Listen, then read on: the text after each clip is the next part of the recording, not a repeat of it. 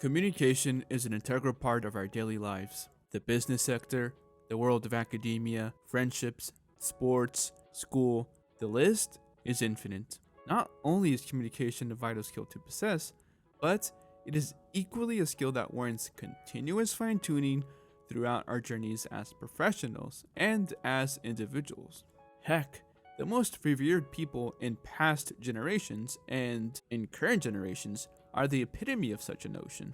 In the past, some lifted, some transcended, and some roared. Today, they dribble, they cruise, and they fly. It is no different in the world of politics, American politics to be precise. While some political figures in the US shine as firm and articulate communicators, others are more effective in conveying charisma into their discourse.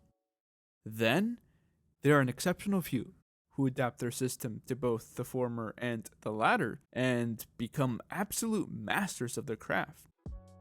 Barack Hussein Obama II, or simply Obama, embodies the very nature of a master communicator, a master orchestrator. Today, I give you all two examples of communication and candidate behavior by looking at two film debates of Obama during his presidential tenure. In the first example, Obama demonstrates absolute control of his body, pressing his opponent John McCain while also establishing his presence with the viewers. Right off the bat, he makes direct eye contact with the audience, makes direct eye contact with McCain, then proceeds to gesture his hand to signal a handshake. What comes next is Obama using a set of moves to make his presence even more pronounced, while also managing to unsettle McCain. During the handshake, Obama places his free hand, the left hand, in what is called the strike zone. Meanwhile, his feet are placed in a fairly neutral position. Then, out of nowhere, Obama leans forward, firmly grips McCain's elbow, and pulls McCain toward him. For the most part, McCain is able to remain collected and directs his attention to the audience. But then, whether it was an intentional distraction by Obama or a mere coincidence, McCain bites on some words uttered by Obama and commits his eyes to him. Barack then wisely veers back and makes himself, again, the center of attention. This gets into McCain's head, because after that bite, John starts to mimic Obama's gestures. Once after Obama waved at the audience with his left hand, and a second after he delivered a more discreet wave with his right hand. Later, in his response to the debate's first question, Obama performs 25 gesture moves. The entire phase that begins when the hand leaves its rest position to its return position is called a gesture unit. A gesture unit may comprise of one or more gesture phrases, each containing a single stroke, which you see here. Obama performs several index finger thumb precision grips, or IFTs, a configuration of the larger precision grip ring or PGR family. Precision grips are essentially a gesture in which the tip of the index finger and thumb touch one another and connote specificity or precision in everyday communication. However, in this case, since the hands never fully return to their rest position and instead remain in the strike zone, Obama is performing a series of gestures called strokes. There are three main components to a stroke. This is preparation, this is the actual stroke, and this position denotes a post-stroke hold. All of this is significant because Obama's usage of IFTs, combined with his 113 seconds of direct eye contact with the camera, conveys confidence and clarity in his speech. Yes, responding directly to the moderator instead of at the camera did not necessarily put McCain in a compromised position. However, throughout the presidential debate, Obama showed greater versatility in not only executing different gestures, but also using effective body movement and eye contact when necessary.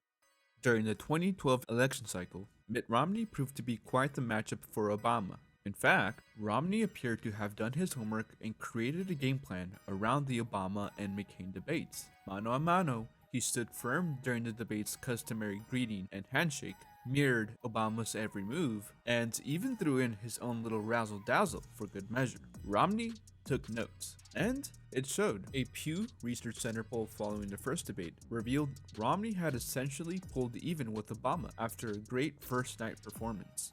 It wasn't just Romney's preparation and comparable body language, it was equally his commitment to matching Obama's assertiveness and responding to the moderator's questions with clear-cut communication. But like any great communicator, they find ways to readjust and refine their craft even when things get shaky.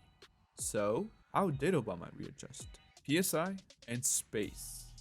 But not those kinds. These kinds. And in this segment, these terms are not mutually exclusive. Scholars Donald Horton and Richard Wohl coined the term parasocial interaction, or PSI, to underscore the pervasive presence of television coverage in influencing bodily expressions of politicians and their relationship with the public and in capitalizing on their fortes as communicators. They state that how politicians come across on television is particularly important during election campaigns because the majority of voters prefer richly interactive modes of campaign communication. In essence, PSI is the intimacy of distance, and Obama uses this concept masterfully.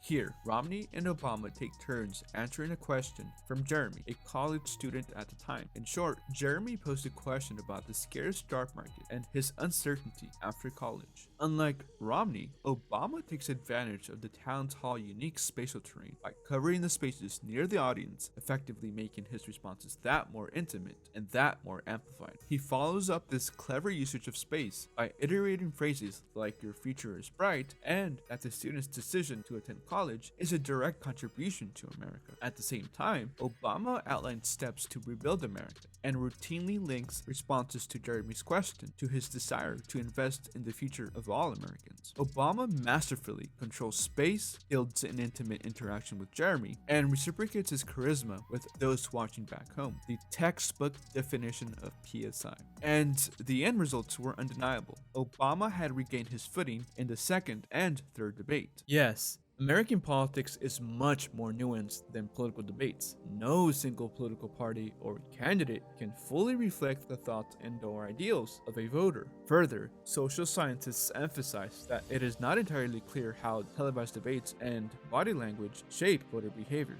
But for Obama, the evidence is irrefutable. And to no surprise, C-SPAN highly regards Obama's public persuasion and moral authority skills, not to mention that Obama placed 8th all-time in presidential greatness score, according to an American Political Science Association study, a testament to his crazy good communication techniques and political prowess. Obama wasn't perfect, and like several past presidents, many of his campaign promises never fully translated into tangible results, something that he himself admitted to. But as a communicator, Obama left an imprint on society, and not just for C-SPAN or for government gurus, but for scholars, entrepreneurs, and the general public alike. And that is why Barack is Obama the orchestrator.